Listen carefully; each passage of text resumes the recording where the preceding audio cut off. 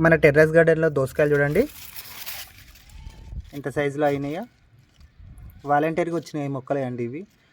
మనం కంపోస్ట్లో వేస్తాం కదా అన్నీ, అందులో నుంచి వాలంటీర్గా మొలిచి మనకు దోసకాయలు చూడండి ఈ సైజులో అయినాయి. జస్ట్ ఈ గ్రో బ్యాగ్లో వచ్చింది ఈ మొక్క. అది రౌండ్ వెరైటీ కదండి. ఇది చూడండి, ఇది పొడుగ్గా ఇలా ఉంది చూడండి. ఇలా ఎన్ని వెరైటీస్ అంటే అన్ని వెరైటీస్ ఇట్లా అవంతలు అవే వాలంటీర్గా వస్తున్నాయండి.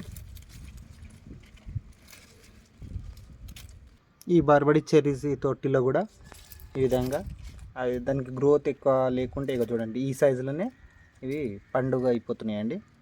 చూడండి ఈ 5 లీటర్ బకెట్లోనే ఇంకా ఇది ఎంత మంచిగా అయిందో. ఇది కూడా రౌండే అండి, రౌండ్ దోసకాయ. కొంచెం ఇది కలర్ వచ్చేసింది, హార్వెస్ట్ రెడీ అయింది. ఇది చూడండి, ఇంకా చూడండి ఇలాంటి చిన్నవి చాలాగా ఉన్నాయి ఇట్లా ఈ సైజులో. ఇది కూడా పండిందండి చూడండి.